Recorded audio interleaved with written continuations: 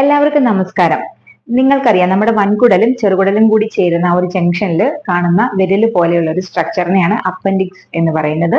നമ്മുടെ പൂർവികരിൽ ദഹനവുമായി ബന്ധപ്പെട്ടിട്ട് വളരെയേറെ ഫങ്ഷണൽ ആയിരുന്ന ഒരു ഓർഗനാണിത്. നമ്മളിൽ അത് ഒരു വെസ്റ്റിജിയൽ ഓർഗൻ ആയിട്ടാണ് പഠനങ്ങൾ തെളിയിച്ചുകൊണ്ടിരുന്നത്. ഇത്രയും നാൾ നമ്മൾ അറിഞ്ഞുകൊണ്ടിരുന്നത് ഇതിന് പ്രത്യേകിച്ച് ഫങ്ഷൻസ് ഒന്നും നമ്മുടെ ശരീരത്തിൽ ഇല്ല എന്നുള്ളതായിരുന്നു. എന്നാൽ പുതിയ പഠനം അനുസരിച്ച് ഇത് നമ്മുടെ ഇമ്മ്യൂൺ സിസ്റ്റവുമായിട്ട് വളരെയേറെ ബന്ധപ്പെട്ട് കിടക്കുന്നു. അതുപോലെ നമ്മളുടെ ശരീരത്തിൽ, നമ്മുടെ വൻകുടലിലെ നല്ല ബാക്ടീരിയകളുടെ ഒരു റിസർവയർ ആണ്, അതായത് ഒരു ബാങ്ക് ആണ് ഈ അപ്പൻഡിക്സ് എന്ന് പറയുന്ന ചെറിയ പൗച്ച് എന്നുള്ളതാണ് ഇപ്പോൾ അറിയാൻ കഴിഞ്ഞിരിക്കുന്ന വിവരം. ഈ അപ്പൻഡിക്സിനെ ബാധിക്കുന്ന വളരെ മാരകമായിട്ടുള്ള ഒരു അക്യൂട്ട് എമർജൻസി തന്നെയാണ് അപ്പൻഡിസൈറ്റിസ് എന്ന് പറയുന്നത്, അല്ലെ? എന്തെങ്കിലും കാരണങ്ങൾ കൊണ്ട് അപ്പൻഡിക്സിന് ഉണ്ടാകുന്ന ഇൻഫെക്ഷനെയാണ് അപ്പൻഡിസൈറ്റിസ് എന്ന് പറയുന്നത്. പലപ്പോഴും അപ്പൻഡിക്സ് നമ്മുടെ വൻകുടലിലേക്ക് ഓപ്പൺ ചെയ്യുന്നത് ഒരു ചെറിയ ഹോള് വഴിയാണ്. ഈ ഹോളിൽ എന്തെങ്കിലും ഒരു ഒബ്സ്ട്രക്ഷൻ, ഒരു തടസ്സം വന്ന് ഈ ഹോള് ബ്ലോക്ക് ആകുന്ന സമയത്ത് അപ്പൻഡിക്സിലെ കണ്ടൻസ് നമ്മുടെ വൻകുടലിലേക്ക് ഡ്രെയിൻ ആകാതെ വരികയും അത് അവിടെ കെട്ടി ബാക്ടീരിയൽ ഗ്രോത്ത് ഒക്കെ ഉണ്ടായി ഇൻഫെക്ഷൻ ആയിട്ട് മാറുകയുമാണ് ചെയ്യുന്നത്. ഈ ഒരു ഒബ്സ്ട്രക്ഷൻ ഉണ്ടാവുന്നത് പലപ്പോഴും ക്രോണിക് ആയിട്ടുള്ള കോൺസ്റ്റിപ്പേഷൻ മൂലം ഫീക്കൽ മാറ്റേഴ്സ് ഒക്കെ, അതിന് ഹാർഡായിട്ടുള്ള സ്റ്റൂളിന്റെ മാറ്ററൊക്കെ, ആ ഒരു പാർട്ടിക്കിൾസ് ഒക്കെ അവിടെ വന്ന് അടയുന്നത് കൊണ്ടാകാം. അല്ലെങ്കിൽ എന്തെങ്കിലുമൊക്കെ ക്യാൻസറസോ നോൺ ക്യാൻസറസോ ഒക്കെ ആയിട്ടുള്ള ഒരു ട്യൂമറിന്റെ വളർച്ച അവിടെ ഉണ്ടായിട്ട് ഈ ഒരു ഹോൾ അടച്ചു കളയുന്നതാവാം.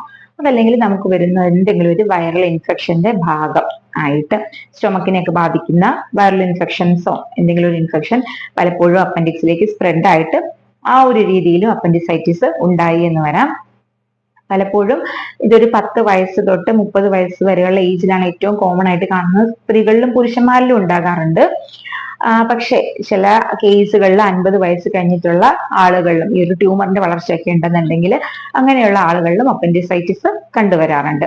ഇതിന്റെ പ്രധാന ലക്ഷണം എന്ന് പറയുന്നത് ഇതിന്റെ ആ ഒരു ക്യാരക്ടറിസ്റ്റിക് പെയിൻ ആണ്. നമ്മുടെ പുക്കിളിന് ചുറ്റിനും കാണപ്പെടുന്ന അസഹനീയമായിട്ടുള്ള വേദന, വളരെ അക്യൂട്ട് ആയിരിക്കും ഒരു വേദന ഉണ്ടാവുന്നത്. തൊടാൻ പോലും പറ്റില്ല. ഈ ഒരു വേദന പലപ്പോഴും ആ ഒരു ബെല്ലി ബട്ടന്റെ ഭാഗത്ത് നിന്ന് അടിവയറ്റിന്റെ വലത് ഭാഗത്തേക്ക് റേഡിയേറ്റ് ചെയ്യുന്നത് പോലെ അല്ലെങ്കിൽ വ്യാപിക്കുന്ന രീതിയിലുള്ള ഒരു പെയിൻ ആയിരിക്കും.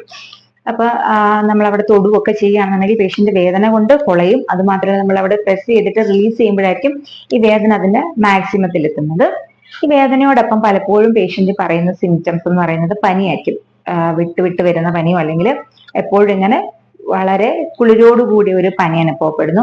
അതുപോലെ വിശപ്പില്ലായ്മ അനുഭവപ്പെടുന്നു, ഛർദി ഉണ്ടാകുന്നു, കോൺസ്റ്റിപ്പേഷൻ, മലബന്ധം, ഇതെല്ലാമാണ് പേഷ്യന്റ് പറയുന്ന മെയിൻ സിംറ്റംസ്. ഇതുകൂടാതെ നമ്മൾ ശരിയായ രീതിയിൽ ഇത് മാനേജ് ചെയ്തില്ല, ട്രീറ്റ്മെന്റ് ചെയ്തില്ല എന്നുണ്ടെങ്കിൽ തീർച്ചയായിട്ടും ഈ അപ്പൻഡിസൈറ്റിസ് കൂടാനും അത് സിവിയർ ആവാനും അത് പൊട്ടി അതിന്റെ പസ് വയറിലാകെ വ്യാപിച്ച് പെരിറ്റോണൈറ്റിസ് പോലെയുള്ള കണ്ടീഷനിൽ എത്തിക്കാനും പിന്നീട് അത് മരണത്തിലേക്ക് നയിച്ചു എന്ന് വരാം. ക്ലിനിക്കൽ സിംറ്റംസിനോടൊപ്പം അപ്പൻഡിസൈറ്റിസ് കൺഫേം ചെയ്യാനായിട്ട് നമുക്ക് ബ്ലഡ് ടെസ്റ്റ് ചെയ്ത് നോക്കാവുന്നതാണ്. ടോട്ടൽ ബ്ലഡ് കൗണ്ട് ആണ് ഇതിന്, അല്ലെങ്കിൽ WBCയുടെ കൗണ്ട് ആണ് ഇതിൽ നോക്കുന്നത്. ഒരു 10,000-നും 12,000-നും ഒക്കെ മുകളിലാണെന്നുണ്ടെങ്കിൽ ഈ സിംറ്റംസും കൂടി ഉണ്ടെന്നുണ്ടെങ്കിൽ നമുക്ക് അപ്പൻഡിസൈറ്റിസ് ഉണ്ടോ എന്നുള്ളത് സംശയിക്കാവുന്നതാണ്.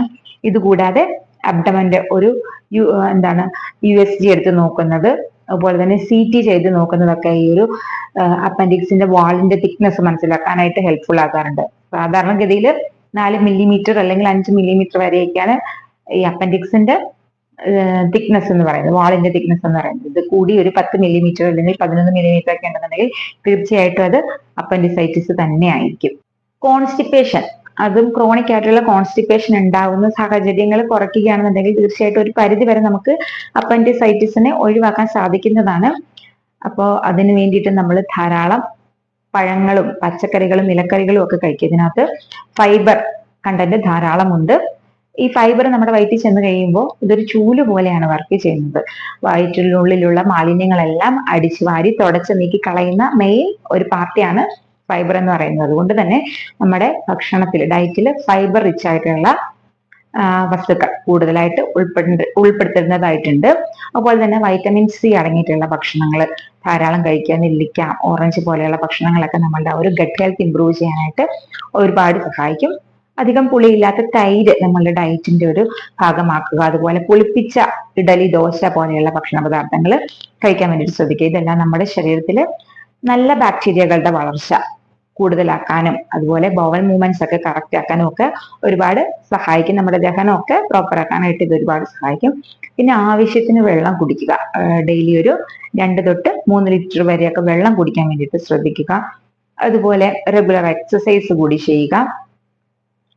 പിന്നെ വറുത്തതും പൊരിച്ചതുമായിട്ടുള്ള ഭക്ഷണ പദാർത്ഥങ്ങൾ, മൈദ അടങ്ങിയിട്ടുള്ള ഭക്ഷണങ്ങൾ, അമിത ഷുഗറി ആയിട്ടുള്ള ഭക്ഷണ പദാർത്ഥങ്ങൾ, അതുപോലെ തന്നെ നമ്മൾ ബേക്കറിയിൽ നിന്നൊക്കെ വാങ്ങിക്കുന്ന ഫുഡ് ഐറ്റംസ്, അധിക സ്പൈസി ആയിട്ടുള്ള ഫുഡ്, അതുപോലെ സ്മോക്കിങ്, ആൽക്കഹോൾ പോലെയുള്ള ശീലങ്ങൾ, ഇതെല്ലാം നമ്മളുടെ ഡയറ്റിൽ നിന്ന് അല്ലെങ്കിൽ നമ്മളുടെ ആ ഒരു ശീലത്തിൽ നിന്നൊന്ന് ഒഴിവാക്കാൻ വേണ്ടിയിട്ട് ശ്രദ്ധിക്കുക.